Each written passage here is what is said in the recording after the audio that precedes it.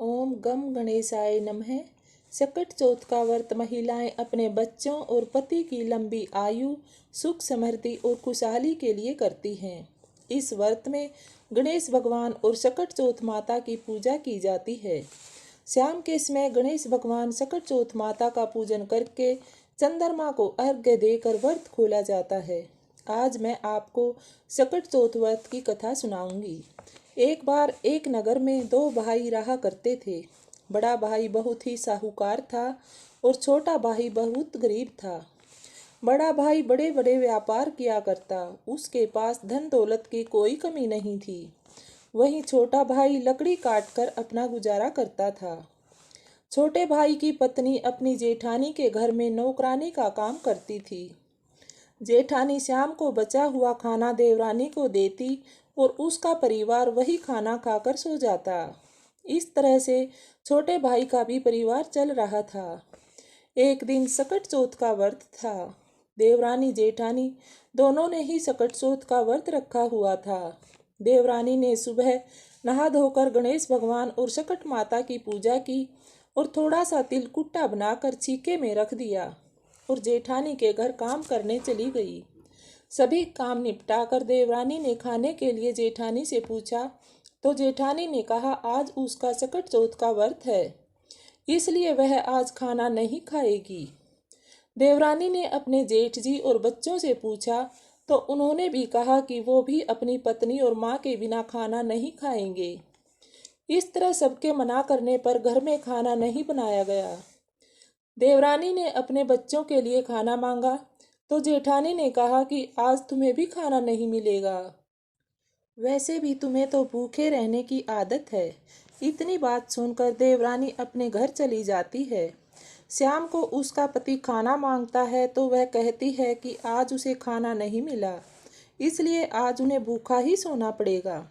उसका पति बहुत थका हुआ था और भूख भी लगी हुई थी, इसलिए उसे गुस्सा आ गया और लकड़ी का डंडा लेकर देवरानी को जोर जोर से पीट दिया। देवरानी गणेश भगवान को याद करते करते सो गई। देवरानी के सपने में गणेश भगवान आए और कहने लगे, आज तो तुम्हारा सकट चौथ का व्रत है और तुमने व्रत भी नहीं खोला और तिलकुट्टा भी नहीं खाया। तो देवरानी ने कहा कि मुझे भूख नहीं है। इस पर गणेश जी कहने लगे, लेकिन मुझे तो भूख लगी है ना, कुछ खाने को दो। तो देवरानी ने कहा, छिक्के में तिलकुट्टा पड़ा हुआ है, जाकर खा लो। गणेश जी ने तिलकुट्टा खाया और फिर से देवरानी के पास आए। कहने लगे कि तिलकुट्टा तो मैंने खा लिया, लेकिन अब मुझे बहुत जोर की लगी है, कहाँ निपटूं? तो देवरानी ने कहा, पूरा घर पड़ा है, जहाँ चाहे वहीं निपट लो। फिर थोड़ी देर बाद गणेश जी ने कहा कि मैं निपट तो लिया, लेकिन कहाँ पहुँचूं? तो देवरानी ने गुस्से में कहा, मेरे सिर पर पहुँच दो। इस तरह से उसके सिर पर पहुंचकर गणेश जी भगवान वहां से चले जाते हैं। शाम को देवरानी भूखी प्यासी सोई थी, इसलिए सुबह जल्दी उठ जाती है। उठकर देखा तो उसका पूरा घर हीरे मोतियों से जगमगा रहा था। वह बहुत खुश थी और उसके बाल सोने के हो गए थे। वह जल्दी जल्दी से सारा धन इकट्ठा करने लगी। उधर जेठानी काफी देर से देवरानी की राह देख रही थी, लेकिन देवरानी नहीं आई तो उसने अपने बच्चों को चाची को बुलाने के लिए उसके घर भेजा। बच्चों ने देखा कि चाची का घर हीरे मोतियों से जगमगा रहा है। बच्चों ने चाची से घर चलने को कहा तो चाची ने कहा, अब मुझे तुम्हारे घर काम करने की कोई ज़रूरत नहीं, उसे तो गणेश भगवान ने बहुत सारा धन दे दिया है। बच्चे अपने घर जाकर माँ को सारी बात बताते हैं तो जेठानी खुद आकर देखती है और पूछती है कि यह सब कैसे हो गया।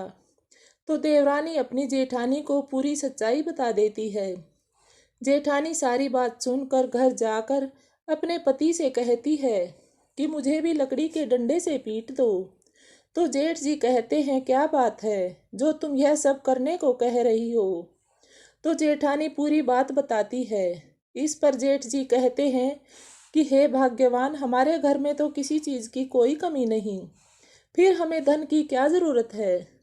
लेकिन जेठानी नहीं मानती और अपने पति से पिटाई करने की जिद करती है। जेठ अपने पत्नी की पिटाई कर देते हैं और मार खाकर जेठानी गणेश भगवान का ध्यान करते हुए सो जाती है। तभी उसके सपने में गणेश जी आते हैं और कहते हैं कि मुझे बहुत जोरों से भूख लगी है। तो जेठानी कहती है कि जाओ और तिलकुट्टा खा लो। मैंने तुम्हारे लिए 1.25 किलो तिलकुट्टा बनाकर रखा है। देवरानी के घर तो तुमने थोड़ा सा ही खाया था, यहाँ पेट भर के खाना। गणेश जी चले जाते हैं और थोड़ी देर बाद फिर से आकर कहते हैं, तिलकुट्टा तो मैंने खा लिया, लेकिन अब बहुत जोर की लगी है, कहाँ निपटूं, ये भी बता दो। इस पर जेठानी कहती है कि मेरा इतना बड़ा घर है, पूरे घर में कहीं भी निपट लो। देवरानी का घर तो बहुत छोटा सा था। इतना सुनकर गणेश जी निपटने चले जाते हैं। फिर से आकर कहते हैं कि मैं निपट तो लिया, लेकिन अब कहाँ पहुँचूँ ये भी बता दो। तो जेठानी झट से कहती है, मेरे सिर में पहुँच दो। और गणेश जी भगवान जेठानी के सिर में पहुँचकर चले जाते हैं। जेठानी को धन पाने की बहुत जल्दी होती है और थोड़ी ही देर में उठ जाती है। देखती है कि पूरा घर सड़ा हुआ है, पूरे घर में बदबू फैली हुई है और उसके शरीर से भी बदबू आ रही है। यह सब देखकर वह परेशान हो जाती है। गणेश भगवान के सामने बैठकर प्रार्थना करती है कि हे गणेश भगवान, यह सब क्या हो गया, जल्दी से मुझे दर्शन दो, मुझे इस बदबू से मुक्ति दिलाओ। तभी गणेश जी प्रकट होते हैं और कहते हैं कि तुमने जो अपनी देवरानी के साथ किया है, ये उन्हीं कर्मों का फल है। तो जेठानी कहती है कि हे गणेश भगवान, मैं आइंदा कभी ऐसा नहीं करूँगी। मैं अपनी देवरानी के साथ बहुत अच्छा बर्ताव करूँगी।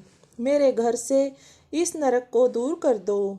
तो गणेश जी कहते हैं, तुम्हारे घर से और तुम्हारे शरीर से बदबू दूर करने का एक ही तरीका है, और वो यह है कि तुम अपना आधा धन देवरानी को दे दो। तो जेठानी इसके लिए तुरंत मान जाती है। गणेश जी भगवान जेठानी के घर की सारी गंदगी दूर कर देते हैं। इस तरह से दोनों देवरानी जेठानी सुखी रहने लगती हैं।